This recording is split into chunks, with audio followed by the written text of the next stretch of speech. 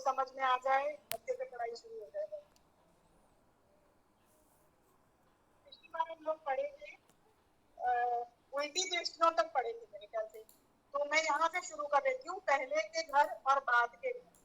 मतलब पहले के घर जो है 1 से 6 तक जो है वो पहले के घर हुए, और 7 से लेकर के 12 तक जो है वो बाद के घर। 1 2 3 4 5 6 पहले के घर, 7 8 9 10 11 12 बाद के घर। ये कॉन्सेप्ट आपके दिमाग में लाल किताब में फिक्स होना चाहिए कि पहले के घर कौन से हैं और बाद के घर कौन।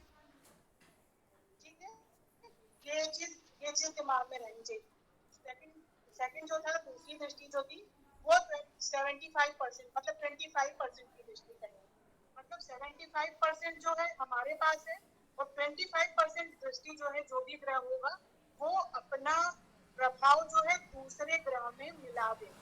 मतलब दूसरे भाव पे वो दृष्टि डाल देगा, वहां पे बैठे हुए सब पर उसकी 25% की दृष्टि वहां पे पड़ेगी। अगर अच्छा ग्रह है तो अच्छे ग्रह में, और बुरा ग्रह है तो बुरे ग्रह। मतलब उसका जो भी प्रभाव होगा दूसरे जो उसकी दृष्टि है 25% की दृष्टि उसमें मिल जाएगा। इसमें क्या है, आठवें घर की दृष्टि दूसरे घर पे जाएगी, आठवें घर की दृष्टि दूसरे घर पे जाएगी, दूसरे घर की दृष्टि छठे घर पे जाएगी, और छठे घर की दृष्टि जो है वो 12वें घर पे जाएगी। आठवें घर की दृष्टि दूसरे घर में, दूसरे घर की दृष्टि छठे घर में, और छठे घर की दृष्टि जो है वो 12th हाउस पे जाएगी। इसमें उल्टी दृष्टि जाती है, मतलब आठवें घर से उल्टी दृष्टि जाएगी दूसरे घर पे, आठवें घर से उल्टी दृष्टि दूसरे घर पे जाएगी, और दूसरे घर की दृष्टि उसी पहले घरों में ही छठे पर जाएगी, और छठी दृष्टि जो है फिर आगे जाएगी 12 पे, मतलब बाद के घर पे जाएगी। ये उल्टी दृष्टि होती है। ये 25% मतलब 75% एक में बैठे हुए ग्रह के पास रहेगी, और 25% जो है वो सेकंड में चली जाएगी, और 25% यहाँ के बैठे हुए ग्रह में होंगी, और फिर उसके बाद इसके यहाँ जो ग्रह बैठा होगा जो छठे में दृष्टि डालेगा वो 25% की दृष्टि डालेगा, और छठे में बैठा हुआ ग्रह 12वें में 25% की दृष्टि डालेगा, 75% उसके पास। इसकी दृष्टि में कोई प्रॉब्लम तो नहीं है। इसमें नेक्स्ट है जिसको बोलते हैं कि जो वैदिक में भी बोलते हैं 1 5 और 9 की दृष्टि, 1 5 और 9 इसको बोलते हैं कि आपसी मदद। मतलब एक का ग्रह जो है वो 5 के लिए मदद करता है, 5 का 9 के लिए करता है, और 9 जो है वो एक के लिए, एक जो है वो 5 के लिए मदद करेगा, पांचवा जो है वो 9वें के लिए मदद करेगा, और 9वां जो है वो एक के लिए मदद करेगा। लेकिन कहते हैं कि हर ग्रह अपने से 5वीं की मदद करता है और 9वें से मदद लेता है, यानी कि 9वें से एक को जो है 9th हाउस जो है वो एक से मदद लेगा, पांचवा एक जो है वो 5वें को मदद देगा, और 9वें से जो है एक मदद लेगा। इसका कॉन्सेप्ट तो समझो आप। एक जो है वो 5वें को एक फर्स्ट हाउस में जो भी ग्रह बैठा हुआ है 1 2 3 4 5 उस पर दृष्टि डालेगा, उसकी हेल्प करेगा। ठीक है, पांचवा घर 9वें को, मतलब 5 6 7 8 9 उसको हेल्प करेगा, और 9 10 11 12 1 ये इसकी हेल्प करेगा, पहले को हेल्प करेगा। लेकिन 9 नंबर का जो ग्रह होगा वो पहले से मदद लेगा, देगा भी और लेगा भी। वो पहले घर की बुनियाद होगा, नौवें की मदद लेता है, नौवें घर की मदद पहला घर लेता है। मतलब नवा नंबर जो है, नौवें घर का जो ग्रह है वो पहले घर की बुनियाद है। नौवां घर एक को मदद देगा और एक जो है नवे से मदद लेगा। हर ग्रह अपने से पांचवें से मदद लेगा और नवा जो है पहले से मदद लेगा। मतलब नवा नंबर जो है वो पहले की बुनियाद हो, वो उसको मदद, पहले घर की बुनियाद नवा घर होगा, नवा घर 9th हाउस होगा। हर ग्रह अपने से पांचवें की मदद पहला करता घर है। जो है वो, मतलब सरिता जी, पहला घर जो है वो पांचवे से मदद लेगा, पांचवा नौवे से लेगा और नौवा जो है वो पहले से लेगा। ठीक है, ये कॉन्सेप्ट क्लियर हो गया। बट नौवे की पहला घर जो है वो नवा जो नंबर है, नवे घर का जो ग्रह होगा वो पहले की बुनियाद होगा। नवा नंबर जो है वो पहले नंबर की बुनियाद है, वो हेल्प देगा भी और हेल्प लेगा भी। पांचवे की मदद करता है और नवे की मदद लेता है। नवा घर जो है वो पहले की बुनियाद होगा, पांचवे से भी लेगा और नवे से भी लेगा। ये समझ लो, ये कॉन्सेप्ट सही। हर ग्रह अपने से पांचवे की मदद करता है और नवे की मदद लेता है। ठीक है, जैसे भाव नंबर 5 की बुनियाद लगन का ग्रह हो गया, नवे घर की बुनियाद का ग्रह जो है वो 5 का हो गया और पहले घर की बुनियाद का ग्रह जो है वो नवे नंबर का ग्रह। भाव नंबर 5 की बुनियाद जो है वो लगन होगा, क्योंकि लगन से पांचवें नंबर से नौवां नंबर लगन पे जाएगा। भाव नंबर 5 की बुनियाद लगन का ग्रह होगा। नवा नंबर जो है वो पांच ग्रह का, नवा नंबर जो है 5 ग्रह का बुनियाद होगा और लगन जो है वो नवे नंबर की बुनियाद होगा। लगन जो है वो नवे नंबर की बुनियाद होगा। क्लियर? अगर नहीं समझ में आएगा तो इसको बार बार सुन लीजिएगा, नहीं तो मैं फिर से समझा दूंगी, इसको लिख के भी बता दूंगी। हर ग्रह के बारे में मैंने इसको 1, 5, 9 जैसे आप बताते हैं ना, जैसे वैदिक में 1, 5, 9 होता है, 2, 7, 10 हुआ, 3, 6, 11 हुआ, ऐसे करके देते हैं ना वैदिक में। इसमें केवल 1, 5, 9 है। जैसे वैदिक में बताते हैं कि 1, 5, 9 त्रिशक्ति लॉकेट पहनाते हैं वैदिक, क्योंकि 1, 5, 9 का ग्रह जो होता है वो बहुत स्ट्रांग होना चाहिए। नेक्स्ट पे आ जाओ, धोखे का ग्रह। धोखे का ग्रह जो है वो बोलते हैं कि लगन में बैठा हुआ ग्रह, लगन में बैठा हुआ ग्रह उसको 10वें घर में बैठे हुए ग्रह का धोखा मिलता है, दुश्मन हो या दोस्त हो। मैम ये आप लिख के भेज देंगे, लिख के, क्योंकि कंफ्यूज हो रहे हैं इसमें हम। लिख के मैं भेज दूंगी, मैं इसको अलग से पेपर पे लिख के भेज। हाँ जी, हाँ जी, मैं बहुत कंफ्यूज हो गई हूँ। भेजा हुआ है, मैम ने भेजा है। ठीक है, 1, 5, 9 भी समझना, बस बाकी और समझने की जरूरत नहीं। ठीक है, ठीक है। कौन किसकी बुनियाद है, कौन किसकी मदद लेगा, मैं एक पेपर पे लिख के। हाँ, ये एरो बना के और थोड़ा बना के भेज देना। ठीक है, ठीक है। नेक्स्ट है हाँ जी, तो ग्रुप पे भेजा हुआ है, भेजा हुआ है आप ग्रुप पे देखो, ग्रुप में मैं भेजा हुआ है। मैं लिख के भी भेज दूँ, मैं लिख के भी भेज दूँ। ठीक, ठीक है। इसके बाद मैं तुरंत लिख के भेज दूँगी। ठीक है, धोखे का ग्रह, पहले घर में जो भी ग्रह बैठेगा, ये आपको पूरे कुंडली में घुमाना पड़ेगा। पहला ग्रह जो है वो पहले घर का ग्रह 10वें घर को धोखा देता है। मतलब ये दोनों का कनेक्शन, पहले घर का ग्रह और 10वें घर का ग्रह धोखा देता है। लगन में बैठे ग्रह को 10वें के ग्रह से धोखा मिलता है। पहले घर में जो भी ग्रह बैठेगा उसको धोखा देने वाला 10वें में बैठा हुआ ग्रह होगा। ये कल्पना चावला वाली ग्रह को एकदम बैठती है। पहले घर में बैठे हुए ग्रह को 10वें घर में बैठे हुए ग्रह से धोखा मिलता है, जिसका उसका धोखा या तो मौत, या तो कोई अंग कटना, या मतलब मृत्यु तुल्य कष्ट जिसको बोलते हैं, या मौत ही होता है। मतलब आप सबकी कुंडलियों में चेक करिए कि पहले घर के ग्रह को 10वें घर के ग्रह से धोखा मिलता है।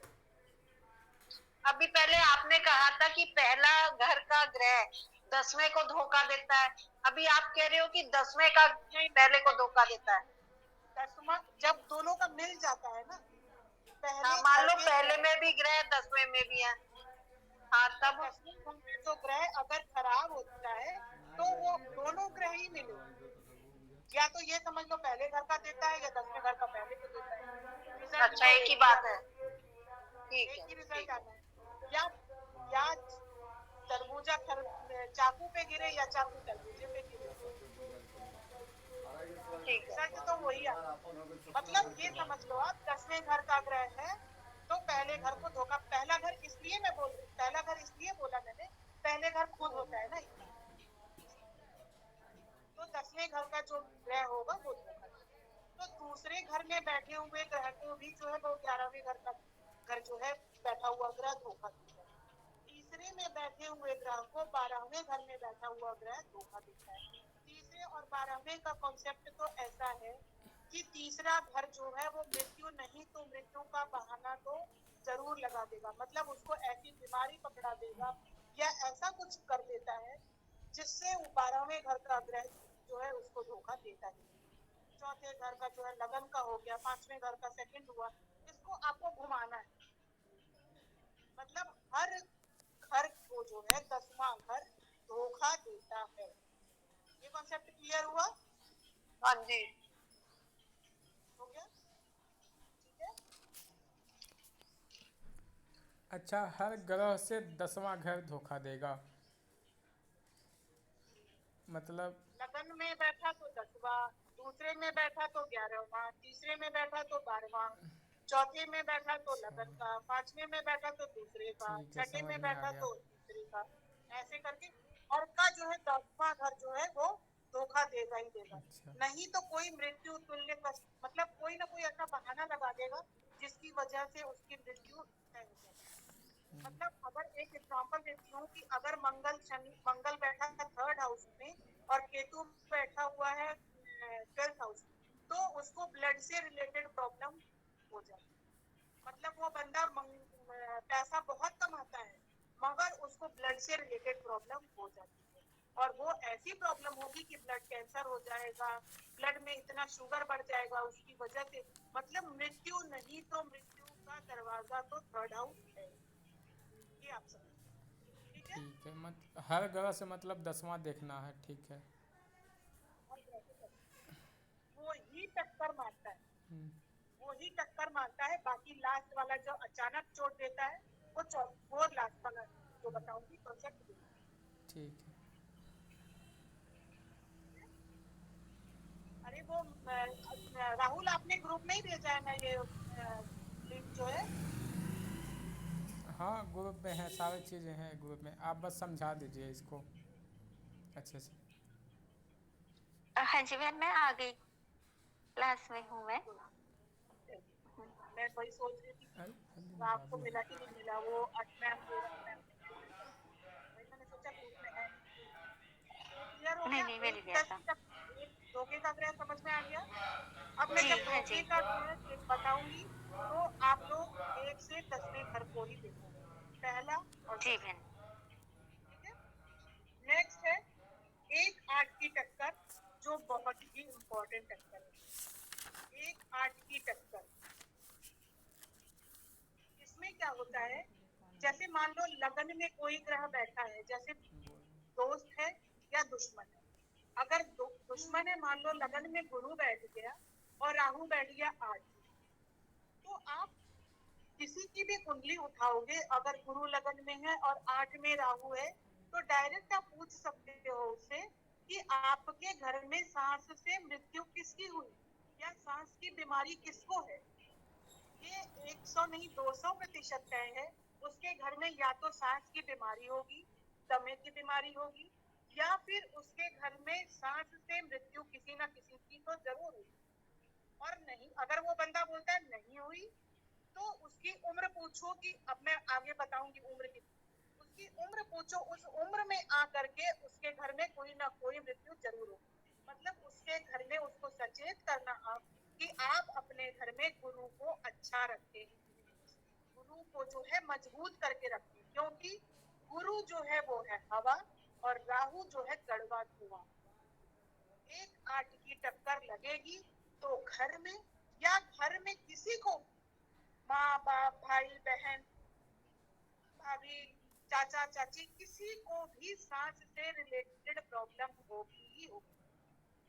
और अगर मित्र ग्रह बैठ गए, मान लो सूर्य बैठा है लगन में और राहु गुरु बैठ गया आपका 8 में, तो सूर्य और गुरु तो मित्र है, सूर्य और गुरु तो मित्र है, लेकिन आप ये समझ लो कि एक में गुरु बैठे हुए गुरु को सूर्य अष्टम में बैठा या इधर बैठा लगन या इसमें, दोनों बात एक ही है, तो बंदे को कोई ना कोई दम घुटने से मृत्यु जरूर होगी। सूर्य पिता, चाचा पिता, सूर्य से रिलेटेड उसके घर में सांस से रिलेटेड प्रॉब्लम होगी।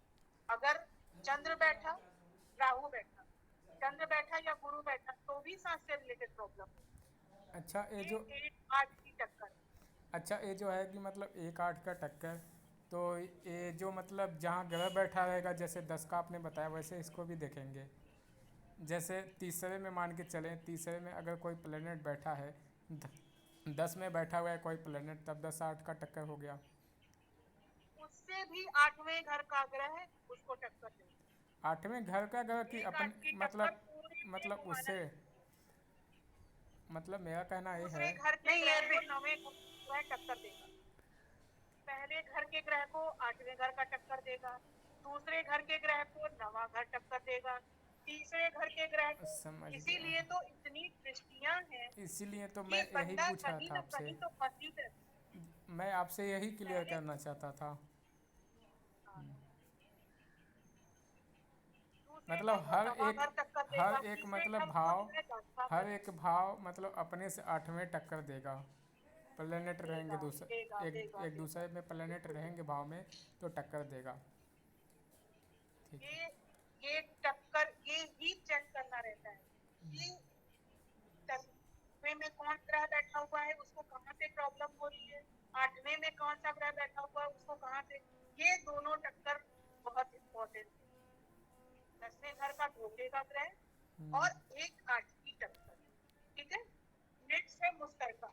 मुश्तरका मतलब ज्वाइंट, जैसे 10 एक घर का ग्रह दूसरे से जो है बॉल शेयर करता है, सेकंड का जो ग्रह है वो थर्ड के साथ बॉल शेयर करता है, थर्ड का ग्रह जो है फोर्थ के साथ बॉल शेयर करता है, फोर्थ के साथ फिफ्थ वाला जो है वो भी बॉल शेयर करता है, फिफ्थ का जो है वो सिक्स्थ के साथ में वो भी बॉल शेयर करता है। तो पूरे के पूरे जो है अगर मित्र होगा तो आप उसकी कुंडली में, आप ज्योतिष बन रहे हो तो आपको ये बोलना है कि आपको ये ग्रह आपको हेल्प कर रहे हैं, वरना आप उनको उपाय बताओगे उनको आराम आएगा। अगर मान लो सूर्य लगन में बैठा हुआ है, सूर्य लगन में बैठा हुआ है, राहु सेकंड हाउस में बैठ जाएगा तो उसको सूर्य से सूर्य राहु की दिक्कत आएगी ही आएगी। तो दोनों के ग्रहों के उपाय बताएंगे या एक ग्रह का? दोनों ग्रहों का? दोनों, जब जब ग्रहों के उपाय दोनों ग्रहों का बताना पड़ेगा, किसको किस चीज की उपाय की जरूरत है वो देखने पर ही पता चलेगा। पर टक्कर लगेगी सूर्य से राहु पर तो राहु जो है वो सूर्य को ही टक्कर देगा, पिता को ही टक्कर लगेगी। और उपाय किसका होगा? राहु का, क्योंकि राहु को कम करना है। राहु को, सूर्य तो अगर आपका ठीक है तो राहु को वो दबा ले, लेकिन अगर नहीं है तो फिर सांस की दिक्कत तो आएगी ही आएगी। अगर उसका गुरु मजबूत है तब तो ठीक है, सूर्य का गुरु अगर आपकी कुंडली में गुरु मजबूत है आपको पता भी नहीं चलेगा कि उसका राहु बॉल शेयर कर रहा है, लेकिन अगर उसका गुरु मजबूत नहीं है तो उसको सांस की प्रॉब्लम, या कुंडली में भी अगर वो गुरु उसका मजबूत नहीं हुआ तो उस साल उसको जो है वो सांस से दिक्कत आ जाएगी। या कई लोगों को ऐसा भी होता है कि उस साल प्रॉब्लम आ जाती है, देखा है हम लोगों ने। ठीक है, ये आप चेक करना, कुंडलियों पे इसको भी लगाना अब। ठीक है। नेक्स्ट है 10th वाली रतांग कुंडली। इसमें 4th हाउस में क्या सूर्य नाम है, बैठेगा क्या जो नाम है? रतांग या आधी अंधी कुंडली। रतांग। रतांग या आधी अंधी कुंडली आप दोनों बोल सकते हैं। आधी अंधी। रतांग इसलिए बोलते हैं क्योंकि इस पर जो है वो 75% मतलब 24 घंटे का 75% जो है वो अंधेरा हो जाता है उसकी लाइफ में। उसके दिन का जो है 24 घंटे के दिन में जो है वो 24 घंटे में 6 घंटे ही केवल उसकी कुंडली वर्क करती है बस, वो भी सूर्य की रोशनी में। अब क्यों करती है वो मैं बताऊँ।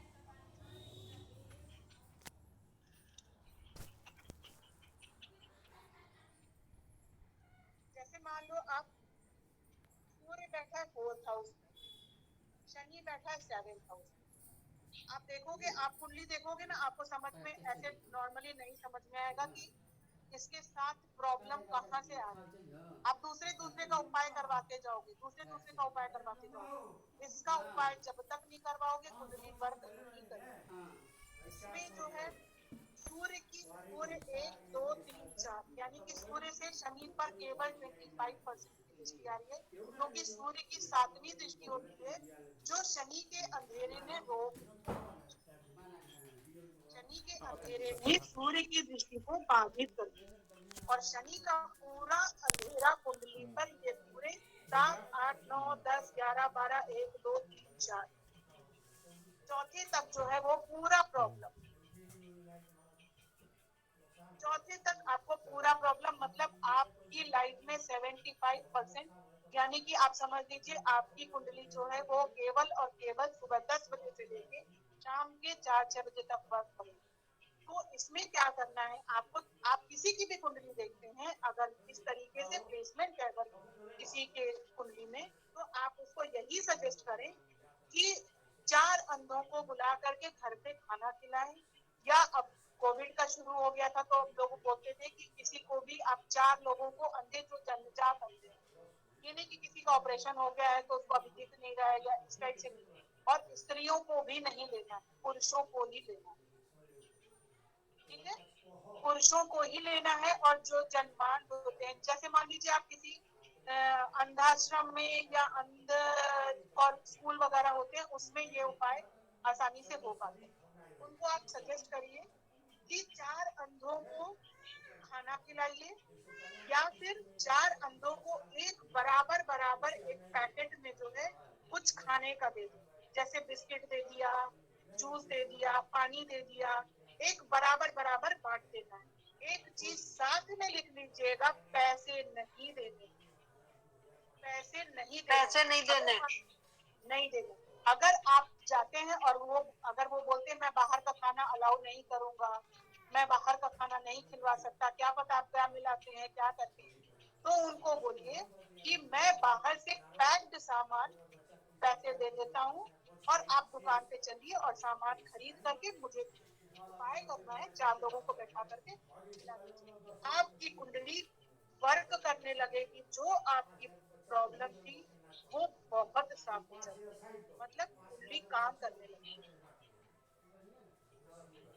ठीक है, इसमें नोट कर लीजिएगा, पैसे नहीं देंगे।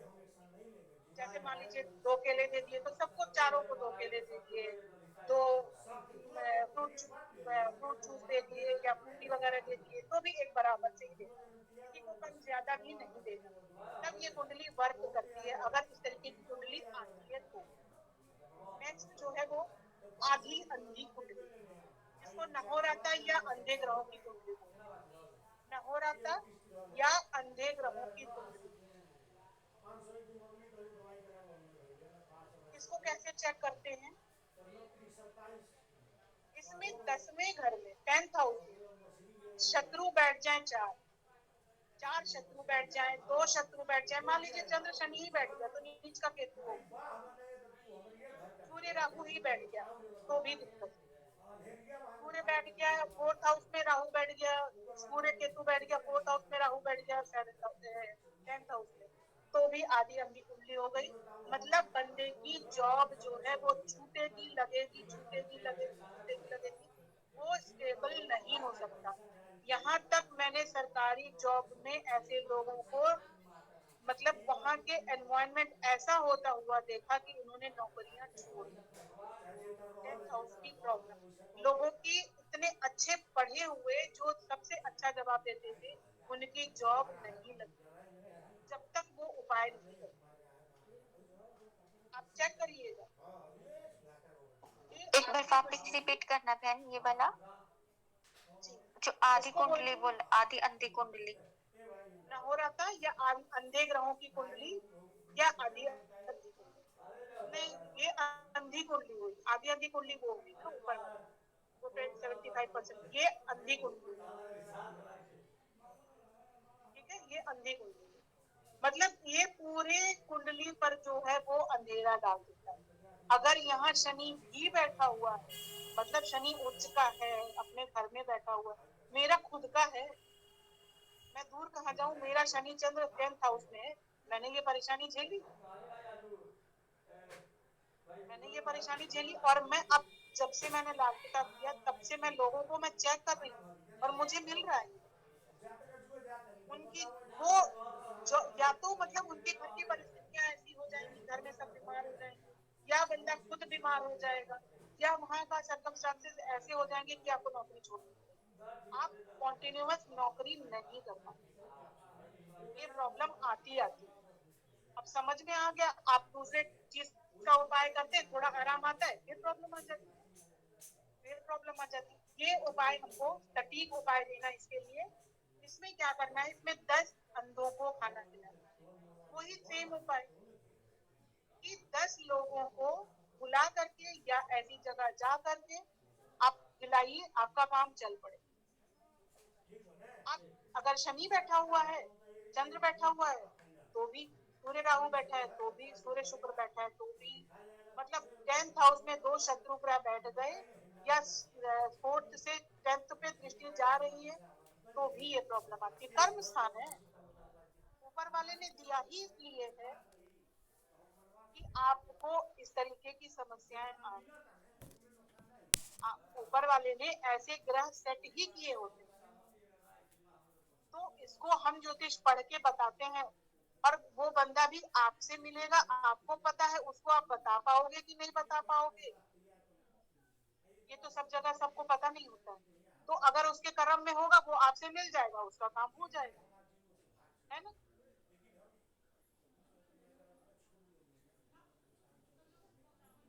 इसमें भी पैसा नहीं देना, इसमें भी किसी को पैसे नहीं देने, केवल और केवल खाना खिलाना, अपने घर पे बुला के खाना खिलाना, या फिर उनको वो पैकेट में ड्रिंक करके चीजें एक बराबर से बैठ करके बांट देना। एक एक बॉटल 10 बॉटल पानी ले लो आप, और कुछ चीजें मीठी चीजें खाने को दे दो, फल दे दो, जूस वगैरह दे दो, बिस्किट दे दो, बन दे दो, इस तरीके की चीजें दी जाए। फिर आपकी कुंडली वर्क करने लगती है, आपको फिर बार बार जो काम छूटने की समस्या है वर्क प्लेस पे वो आपकी नहीं है, आपका कर्म जो है वो शुद्ध हो जाता है। क्लियर। नेक्स्ट है साथी ग्रह। साथी ग्रह मतलब दोनों आपस में एक दूसरे के घर को अदला बदली करते हैं। जैसे बहन एक बार वो रतांत सूर्य कुंडली शनि समझाना रतांत कैसे कुंडली समझा जी। रतांत कुंडली बोलते हैं जिसमें सूर्य की शनि पर 25% की दृष्टि और शनि की 75% का अंधेरा सूर्य के ऊपर आ जाए। सूर्य बैठे 4th हाउस में और शनि बैठे 7th हाउस में, तभी ये रतांत कुंडली होती है, अदरवाइज नहीं। आधी अंधी कुंडली ना, ये आधी आधी अंधी। अंधी, ये आधी अंधी कुंडली है जब 4th में सूर्य बैठे 7th में शनि, और ये अंधी कुंडली या नहोराता कुंडली अंधी कुंडली कहलाती है जब 10th हाउस में शत्रु ग्रह बैठे, 10th हाउस में शत्रु ग्रह बैठे। ओके और दोनों में उपाय सेम सा है, उसमें 4 अंधों को खिलाना है, इसमें 10 अंधों को खिलाना है। ठीक है। नेक्स्ट है साथी ग्रह। जब साथी ग्रह आपस में अपने जड़ की अदला बदली कर ले, ऊंच नीच के घर में, पक्के घर में। एग्जाम्पल के लिए ले लो, आपकी सूर्य बैठ जाए 10th में और शनि बैठ जाए 5th हाउस में। सूर्य का जो है वो पक्का घर जो है वो 5th हाउस है, 10th हाउस जो है वो शनि का है। शनि बैठ गया 5th में और सूर्य बैठ गया 10th में। आपके ग्रहों की अदला बदली हो गई, वो एक दूसरे को दिक्कत नहीं करेंगे, मतलब दोनों के मन में जो है प्रॉब्लम नहीं आएगी लाइफ में। ऐसे भी ले सकते हैं कि मंगल लगन का मतलब ग्रह है, उसका अपनी राशि है मंगल की, और शनि की राशि जो है 7th की है। राशि 7th का शनि जो है वो लगन में चला जाए और मंगल जो है आ जाए नीचे, तो भी जो है उनको मंगल से या शनि से रिलेटेड प्रॉब्लम नहीं। मंगल शनि जो है आपस में उनको हेल्प ही करे। साथी ग्रह जो है वो शत्रु ग्रह ही होने चाहिए, मतलब शत्रु होने चाहिए, दोनों मित्र नहीं होने चाहिए। जैसे शुक्र का जो है पक्का घर जो है वो, बुध शुक्र का जो है पक्का घर 7th हाउस है। लगन में जो है सूर्य बैठा हुआ है, सूर्य चला जाए नीचे 7th में और शुक्र चला जाए ऊपर, तो भी जो है वो मित्र ग्रह। मतलब गब्बर की माँ हमारे कब्जे में और हमारी माँ गब्बर के कब्जे में, अगर गब्बर ने मेरी माँ को मारा तो मैं गब्बर की माँ को मार दूं। मतलब हम दोनों जो है वो साथी हो जाते हैं, तो वहां दिक्कत नहीं आती। उस चीज को आपको एक बार चेक कर लेना है कि साथी ग्रह कौन कौन से, आप नोट डाउन कर लो अगर आपको दिखता है तो। राशि का, पक्के घर का और ऊंच नीच का।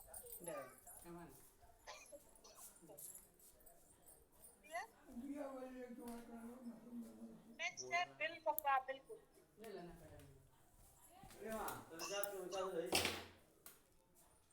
बिल मुकाबिल कुंडली उसको कहते हैं, दो मित्र ग्रह है, दो मित्र ग्रह के अंदर तीसरा वाला जो है वो आ जाता है। 3 ग्रह बैठे हुए हैं जिसमें ये दोनों तो मित्र हैं, मगर ये वाले की इससे शत्रुता है, इससे मित्रता है। जैसे मान लीजिए कि ग्रह के हिसाब से देखें, 7th हाउस में सूर्य बुध शुक्र बैठे हुए हैं। सूर्य की बुध से मित्रता है, बुध की शुक्र से मित्रता है। मतलब बुध एक ऐसा ग्रह है जो सूर्य से भी मित्रता है और बुध को जो है वो शुक्र से भी मित्रता है। शुक्र बुध को भी मित्र मानता है, सूर्य जो है बुध जो है वो सूर्य के सामने चुप रहता है और बुध सूर्य को अपने बराबर का मानता है। ठीक है, अब इसमें दिक्कत कहाँ आती है? दिक्कत आती है सूर्य और बुध जो है, सूर्य और बुध जो है बीच में कभी सूर्य के पास चला जाएगा, कभी शुक्र के पास चला जाएगा, तो इसमें दिक्कत होगी। सूर्य और बुध एक साथ हो जाएंगे तो शुक्र अलग हो जाएगा, यानी पत्नी को प्रॉब्लम होगी।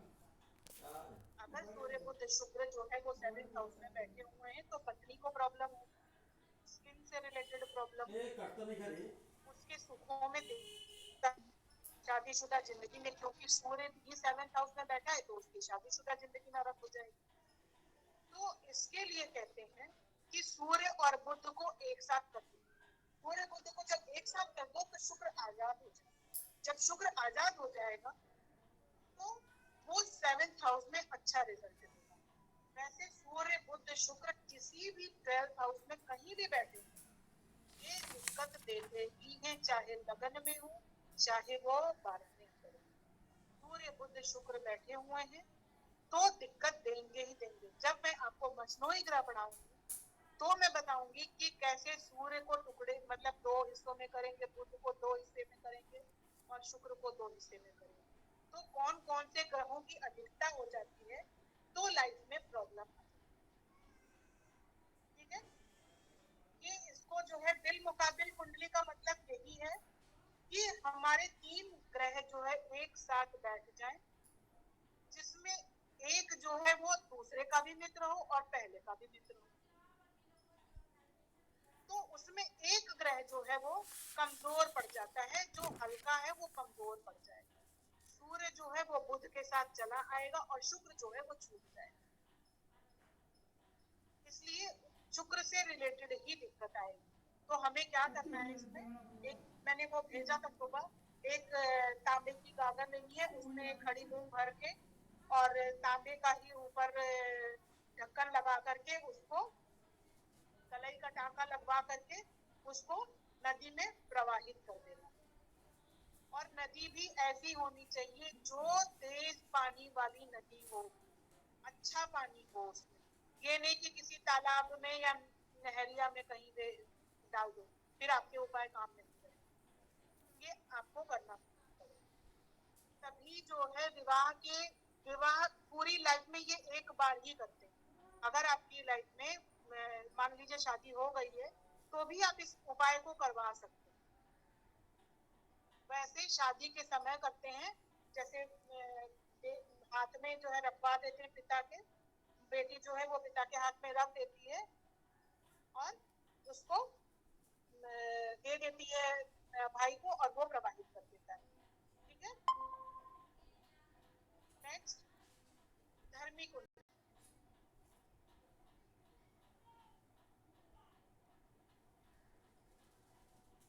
हेलो मैम, आपने अभी जो बोला था कि इसमें जो बेरी मुकाबिल कुंडली में अभी उसका तांबे की लुटिया वाला बोला था कि शादी के टाइम पे क्या करना चाहिए इसका?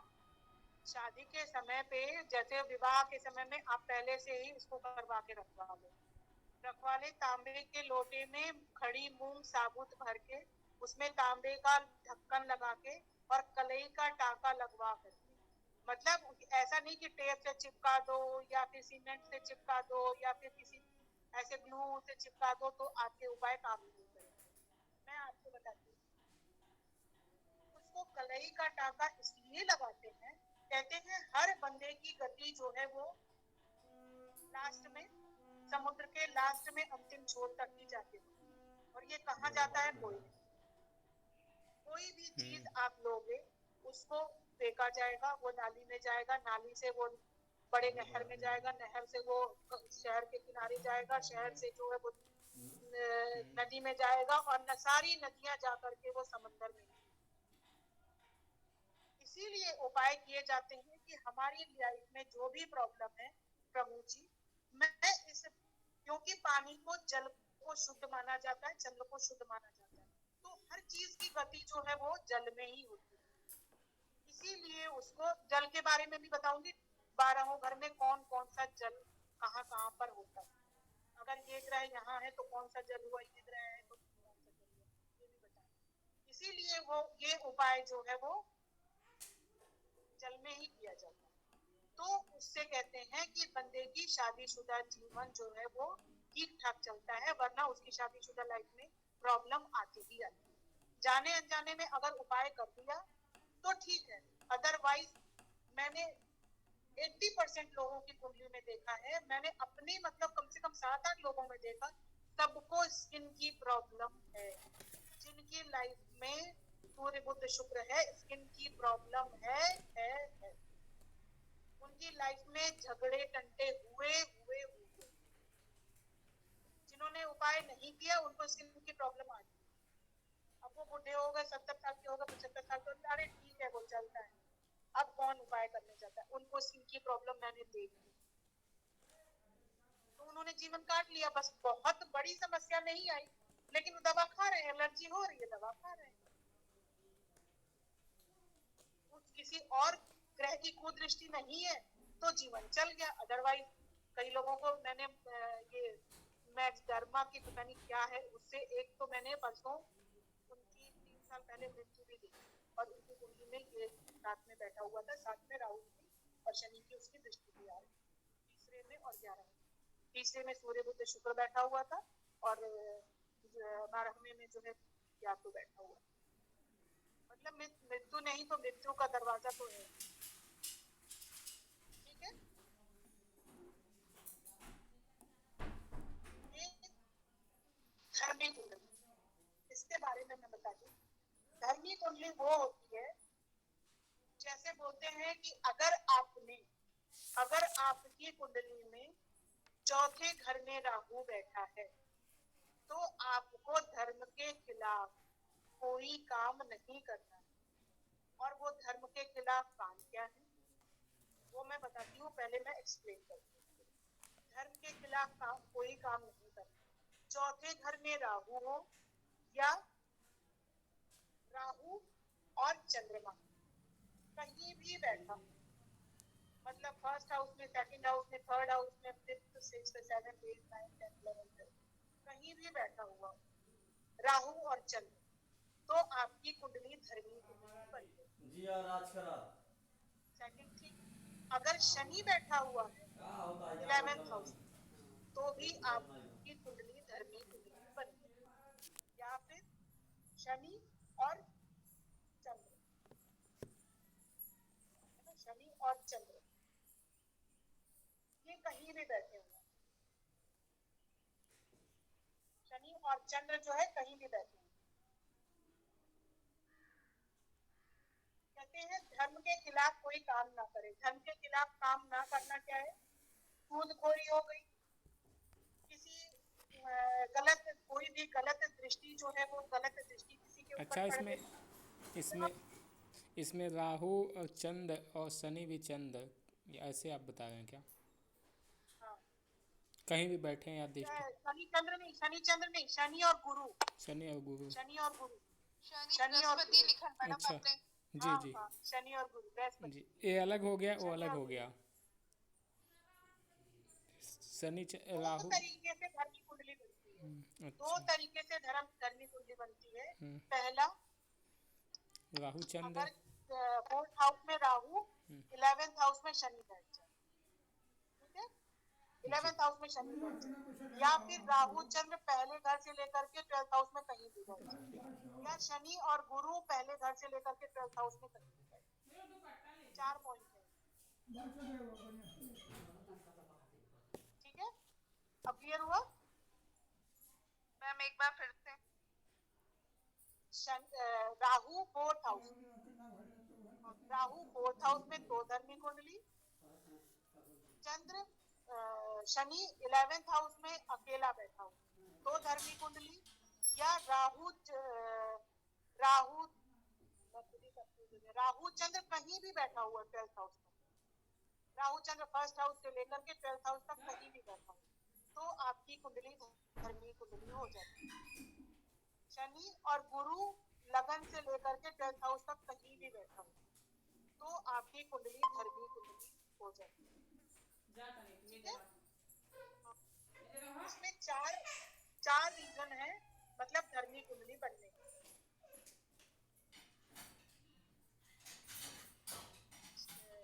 जैसे ये समझ लीजिए, इसको धर्मी कुंडली, अगर आप क्या करेंगे तो आपकी धर्मी कुंडली नुकसान देगी, अदरवाइज आपको इतना देगी कि आपको उसका फायदा मिलेगा। अगर आपने सूदखोरी का काम किया, सूद पे लोग पैसा चलाते हैं, आपको सूदखोरी का काम नहीं करना है। अगर आपकी धर्मी कुंडली पर आई स्क्रीन पर, किस पे पैसा नहीं करना? सूदखोरी, सूद पे पैसा नहीं चलाना। अगर धर्मी कुंडली है तो सूद पे पैसा नहीं चलाना। और गलत दृष्टि डालना, मतलब किसी की, जैसे पहले ये सब चीजें पहले हुआ करती थी, या अभी होती ही हो कि किसी की पत्नी को पकड़ के ले आए, किसी की बहन को पकड़ के ले आए, उसके साथ गलत काम किया, उसके बाद आपकी कुंडली के सारे ग्रह काम करना बंद कर, तभी तो शनि फिर अपने मौके पे आके शनि राहु केतु मिल करके उनको जेल करवाते। बड़े बड़े लोग अपना मौका आता है तो बहुत गलत काम करते हैं, लेकिन शनि राहु केतु किसी को भी बख्शता नहीं है, मौका यहीं पे देता है, सबको अंदर जाने का मौका देता है। बड़े बड़े नेता, अभिनेता, सारे के सारे को जो है वो कहीं ना कहीं चोट पड़ती है। दूसरी चीज है, दूसरे का पैसा, मान लो कि किसी ने पैसे दिए कि भैया मेरे पैसे रख लेना और मैं बाहर जा रहा हूँ और वापस लौट करके आपसे ले लूंगा। अब तो लोग बैंक में पैसे करते हैं, मतलब अगर कुछ पैसे, जैसे काम वालियां ही हैं या कुछ ऐसे जो कम पैसे वाले लोग हैं, वो आपके पास पैसा जमा करते हैं। कुछ लोग क्या करते हैं ना, पैसे ले लेते हैं कि मैं आपके पैसे बैंक में डालूंगा, इस तरीके से जमा करने के लिए पैसे लेते हैं और गायब हो जाते हैं। उनकी कुंडली भी इस तरीके से धर्मी कुंडली होगी तो प्रॉब्लम में आ जाएंगे। सुबह तो रात तक को तो दिक्कत होगी। गोरा पूरा बंदा पैसे दे दे के पता नहीं बैंक में इतने सारे, इतना बड़ा आदमी बन गया, आखिर में उसका सब कुछ प्रॉब्लम नहीं आया। तो ग्रह किसी को छोड़ते नहीं। दूसरी चीज, अगर आप मंदिर का पैसा लेकर के हड़प लेते हैं, दूसरों की जमीन जायदाद को आप ले लेते हैं, छोटे बच्चों की खरीद फरोख्त भी करते हैं, और आपकी कुंडली धर्मी कुंडली है, आपकी कुंडली जो है वो प्रॉब्लम में आ जाएगी, आपकी कुंडली काम करना बंद कर देगी। अगर आपकी कुंडली धर्मी कुंडली है और आप जो है इस तरीके का काम करते हैं, तो आपकी कुंडली आपकी कोई अच्छी सहायता नहीं करेगी। मतलब जब आप रोने पर आएंगे, जब आप जेल जाएंगे, आपकी कोई बेल नहीं। आप 50,000 के उपाय करिए, लाखों के उपाय करिए, आपको कोई भी ग्रह असर नहीं करेगा। देखते हैं, ये सब चीजें तो देखने में आती ही है, सबके साथ होती है। लोग पहले पैसे देते थे, जैसे अभी भी एक और बढ़िया सा एग्जांपल है, छोटा सा ही, कि अगर मान लीजिए आप वैष्णो माता दर्शन के लिए ही जा रहे हैं, और आपको कई बंदे बोलते हैं आप माता के दर्शन करने जा रहे हो, आप मेरे पैसे चढ़ा देना। लोग क्या करते हैं, उस पैसे को खर्च देते हैं, रास्ते में चेंज पैसा दिया, 100-200 रुपए दिए, खर्च देंगे, वहां जाके अपना पैसा डाल देते हैं। ये काम गलत है। उस पैसे को पकड़ के उसने अपनी इच्छा, अपनी मंशा उस माता के पास उस कागज के थ्रू भेजी, क्योंकि वाइब्स इतना काम करती हैं कि ये सब हम ज्योतिष तो जानते हैं। तो उस पैसे को पकड़ के हमारी ये इच्छा पूरी हो जाए, माता रानी मैं आपके यहाँ कुछ भी बोल सकता है इंसान, तो वो तो आपके पैसे तो रास्ते में रह गए, चाय वाले को चले गए, उनके पैसे वहां गए, आपका तो कोई काम नहीं है। इसलिए अब आप सब में से भी कोई वहां जाता है या कोई इस तरीके से बोलता है, तो उसके पैसे रास्ते में खर्च करने के लिए मना करें। अगर बंदे की धर्मी कुंडली है तो उसको दिक्कत आ सकती है, उसकी कुंडली काम करना बंद कर सकती है। क्यों? क्योंकि ये मैं एक्सप्लेन करती हूँ, माता की गोद में राहु जो है 4 नंबर में, बोलते हैं 4 नंबर में राहु जो है वो माता की गोद में बुरा पाप नहीं करने की कसम खाता है, मगर वो बुरा नहीं करेगा, वो अच्छा करेगा ये जरूरी नहीं। मतलब वो बुरा नहीं करने की कसम खाता है, लेकिन अच्छा करेगा ये तो तय नहीं। तो राहु को चौथे घर में इसीलिए भेजा जाता है कि वहां थोड़ा शांत हो जाए। राहु के उपाय 4th हाउस में इसलिए किए जाते हैं कि बंदे को जरूरत से ज्यादा प्रॉब्लम ना हो, क्योंकि वहां वो शांत हो जाता है, गलत नहीं करेगा इसकी कसम नहीं खाता, मगर शांत हो जाता है। राहु 4th हाउस में है तो भी धर्मी कुंडली होता है। राहु 4th हाउस में आने पर वो बुरा ना करने की कसम खाता है, मगर अच्छा करे ये जरूरी नहीं। चंद्र के खाने में राहु हो या चंद्र के साथ किसी भी खाने में बैठा, चंद्र की कुंडली जो है वो धर्म कुंडली बन जाती है, और 11 में शनि बैठा हो तो भी धर्म कुंडली बन जाती है। क्लियर? हाँ जी बहन ये बात क्लियर। समझ में आ गई? ये बात समझ में जी। आ गई? हाँ जी। अब नेक्स्ट है खतरनाक चोट, मतलब अचानक की दृष्टि। इसको तो ना जो ज्योतिष समझ पाएंगे और ना ही कोई बंदा समझ पाएगा। ये अचानक से ही चोट होती है, तो बंदा समझ जाता है कि अरे इसका तो खराब समय था, ये खराब समय में निकला था, अरे इसको ऐसे नहीं जाना चाहिए था, क्योंकि हर टाइम तो कोई पतला देख के चलता नहीं, हर काम तो कोई इतना सोच के करेगा कि नहीं मुझे वहां जाना है, यहाँ जाना है। ऊपर वाले ने जो तय कर दिया है उसको हम ज्योतिष भी चेंज नहीं कर सकते। हम केवल और केवल उनके ऊपर मुसीबत आने वाली है तो उनको छतरी पकड़ा सकते हैं कि भाई साहब आप छतरी पकड़ लेना, जहां आपकी जान जा सकती थी वहां आप केवल आपकी टांग टूटी, आपके पैर टूटे और आपके घर में कोई मुसीबत आई, बस उतने में ही रफा दफा हो गया। अगर आप उपाय करते रहते हैं तो बहुत सारी बड़ी मुसीबतें जो है वो छोटी मुसीबतों में कन्वर्ट होती हैं। जो ये खतरनाक दृष्टि है, अचानक चोट जो होती है, वो चाहे दोस्त हो या दुश्मन, मतलब अगर पहले की दृष्टि जो है वो पहले बंद 1 4 7 10 को बंद मुट्ठी के घर बोलते हैं। 1 4 7 10 को बंद मुट्ठी के घर बोलते हैं, ग्रह बोलते हैं। और बाहर के ग्रह को जो है 2 3 5 6 8 9 11 12 ये बाहर के ग्रह होते हैं। 1 4 7 10 बंद मुट्ठी के घर और 2 3 5 6 8 9 11 12 बाहर के ग्रह। ये इसमें अचानक चोट या खतरनाक दृष्टि कैसे मिलान होती है, ये मैंने भेजा है आपको। चाहे दोस्त है या दुश्मन, कोई भी चोट पहुंचा सकता है। कहते हैं ना कि अगर अपना कोई मित्र है और लड़ाई हो जाए तो मित्र तो मारेगा तो सोचेगा कि थोड़ा कम ही चोट लगे, लेकिन अगर शत्रु होगा तो काट ही देगा। वो तो गन ही चला देगा, वो तो मार ही देगा।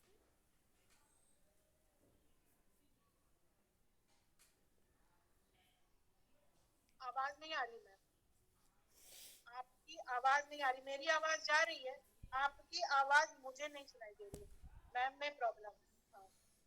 ठीक है, चाहे दोस्त है या दुश्मन, कोई भी हो चोट पहुंचा सकता है। क्यों, कब, कैसे, कहाँ, ये कुछ भी नहीं पता चलता। इसमें जान माल दोनों का नुकसान हो सकता है। अच्छा, इसमें जिसका इसमें ख्याल ही न हो।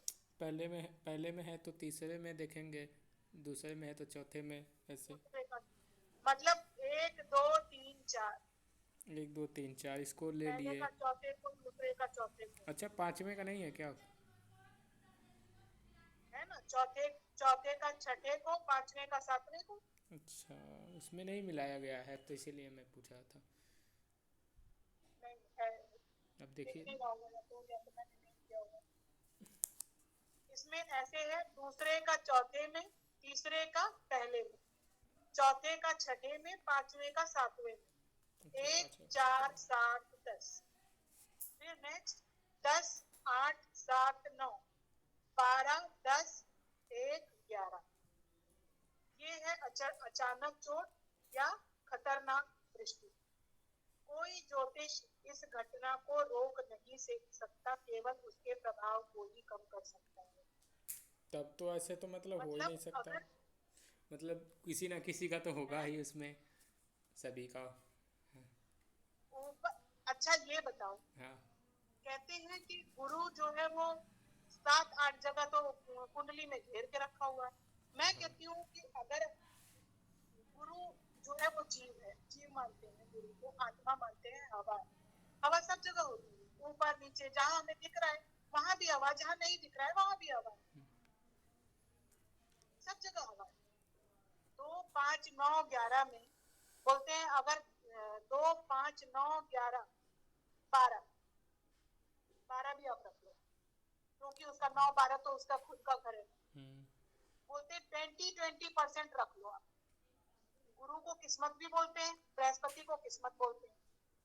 तो दूसरे घर को जो है 20 नंबर दे दो, पांचवें घर को 20 नंबर दे दो, 2 5 9 9 को 20 नंबर दे दो, 11 को 20 नंबर दे दो, 12 को 20 नंबर दे दो। अब आप चेक कर लो कुंडली में कि 2 5 9 11 12 में गुरु के शत्रु बैठे हैं कि नहीं बैठे।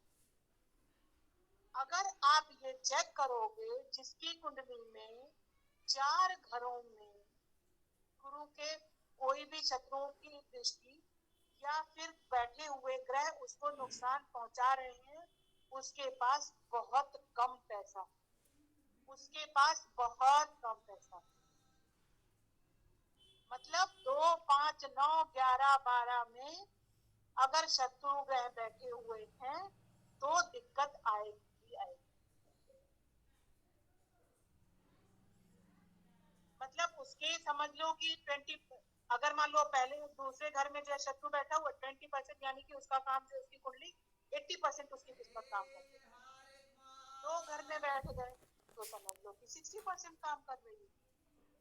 बहुत लोगों की कुंडलियों में मैंने 3 मेरे मतलब मेरे यहाँ जो आती है, मैंने उसके बच्चे की कुंडली बनाई, उसके 3 या 4 घरों में जो है वो प्रॉब्लम थी। मतलब 2 घर में तो पता नहीं क्या बैठे हुए थे, और 2 घर में जो है वो, हाँ, शनि की 10वीं दृष्टि, तीसरी दृष्टि, शनि की तीसरी दृष्टि जो है सबसे खतरनाक। शनि की तीसरी दृष्टि सबसे खतरनाक, ये आप नोट कर सकते हो। छोटी छोटी चीजें मैं बताती हूँ। शनि की तीसरी दृष्टि सबसे खतरनाक दृष्टि होती है। ये घटना जो है, ये कोई काम होने के बाद ही पता चलता है। अगर आप पहले से, आपका गुरु मजबूत है, मंगल अच्छा है, तो आप सरवाइव, आप खुद अपने आप में, हम ज्योतिष हैं, हमारा क्या बुरा हो रहा है, हमारे साथ क्या आजकल चल रहा है, आप खुद ही ऑब्जर्व करो। आपको, आप जॉब करते हो, आपको सरकार से दिक्कत हो रही है, आपको पिता से प्रॉब्लम हो रही है, तो आप समझ जाओ आपका सूर्य कमजोर लग रहा है। आपका राहु प्रॉब्लम कर रहा है, आपके बिजली के सामान आपके दिक्कत कर रहे हैं, या फिर आपके ससुराल से आपको दिक्कत है, आपका राहु डिस्टर्ब है। आप राहु सही करो। राहु सही करोगे अपने आप से, आपको वहां से आपको इज्जत मिलनी शुरू हो जाएगी। आप अपना राहु सही करो। राहु आपका डिस्टर्ब है। राहु के बहुत सारे ऐसे उपाय हैं। अगर आप अपने राहु को सही कर लेते हैं तो आपको आपके ससुराल से प्यार मिलेगा। कहीं ना कहीं राहु डिस्टर्ब, मंगल आपके भाइयों से, आपके मित्र से, अगर आपका मंगल बहुत अच्छा बैठा हुआ है, लेकिन कहीं केतु से डिस्टर्ब है, कहीं कोई प्रॉब्लम है, तो आपके मित्र से आपकी नहीं बनती। अगर आपका, मैं बाद में मंगल बद और मंगल नेक भी पढ़ाऊंगी, मंगल नेक कैसे होता है, मंगल बद कैसे चेक करते हैं, वो भी मैं सब बताऊंगी। लेकिन आप नोट्स बनाते चलेंगे तो आपको ये बाद में, जैसे बीच बीच में ही, क्योंकि लाल किताब जो है ऐसे सीक्वेंस में नहीं बनी, वो कहीं कहीं से उठा के बनी, तो बीच बीच में मैं बहुत सारी चीजें बताती रहूंगी, उसको आप नोट करते चलना, क्योंकि हम सब भी ऐसे ही पढ़े हैं, हम सब ने अलग अलग से ही बनाया। छोटी छोटी चीजें, जैसे मान लीजिए कुछ कुछ उपाय ही है इस तरीके के, अभी से ही बताते चले। ये सब चीजें आपको फायदा ही देंगी, बाद में आपको याद हो जाएगी ये सब चीजें। अभी तो आपने भाव की दृष्टि बताया आपने अभी। भाव की दृष्टि, वैसे भी हमारे जैसे भाव ही देखते हैं। पहले भाव में बैठा हुआ ये ग्रह है, वो दूसरे भाव के बैठे हुए ग्रह को ये दृष्टि अच्छा, डालेगा। जहाँ से मतलब दूसरे भाव में बैठे हुए, जहाँ से मतलब उसकी दृष्टि पड़ रही है, वहीं से मतलब हर भाव से हर भाव को गिनेंगे ऐसे, मतलब पूरा सारे को। बस बस उसमें ये नहीं देखना कि कौन सी राशि का ग्रह बैठा हाँ। हुआ, भाव ही देखना है, भाव में बैठे हुए ग्रह, बस भाव और भाव में बैठे हुए ग्रह। मतलब 7 में है तो 7 में मान लो सूर्य बैठा हुआ है, हाँ। तो वो ये तुम नहीं बोल सकते कि 7 में बैठा हुआ सूर्य जो है वो नीच का हो गया, हम्म, ये अच्छा। क्या हाँ। कहते हैं, वो ब- सप्तम में चला गया। हाँ, वो मानते हैं नीच का, सप्तम में नीच का मानते हैं, लेकिन ये नहीं बोल सकते हो कि हाँ इसको ऐसी दृष्टि है। 7वें घर का ही, 7वें क्या क्या, वो तुम अगर 9वें का भी बैठा हुआ, पहले का भी बैठा हुआ, तो भी हम नीच का ही मानते हैं।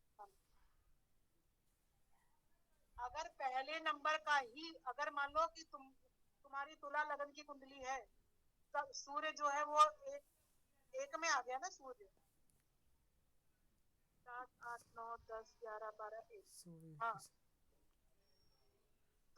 तो भी आप ये समझ लो सूर्य आपका नीच का हो गया। लाल किताब में वो नीच का ही, वो दिक्कत करेगा ही करेगा, क्योंकि वो बुध शुक्र के घर में आ गया, और हम ऐसी ही प्रेडिक्शन करते हैं। अच्छा, मैं समझ गया। जैसे आप सूर्य, एक नंबर उसका को, लगन है तो मतलब वो तो मतलब सूर्य जो है वो तुला में मतलब नीच का हो ही जाता है, तुला शुक्र में के। नीच का होता है, लेकिन अगर आप भाव मतलब वो देखेंगे, राशियां देखेंगे, राशि इसमें नहीं देखते ना, अच्छा। जैसे एक नंबर का सूर्य है, सप्तम में है, तो भी वो नीच का ही माना जाए।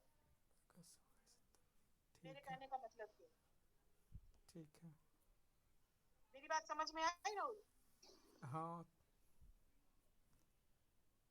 थोड़ा मतलब डाउट मतलब हो रहा है, बहुत सारी चीज़ें जो दृष्टि का है सब, थोड़ा थोड़ा फिर से एक बार समझना पड़ेगा। 1 मिनट लीव करूं क्या?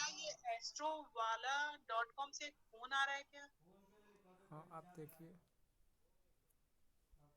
चलो बाद में करूँ। आज की दृष्टि समझ में आई? सबको समझ में आ? हाँ जी, समझ आ गई मैम। आ गई समझ। पर काफी सारी है।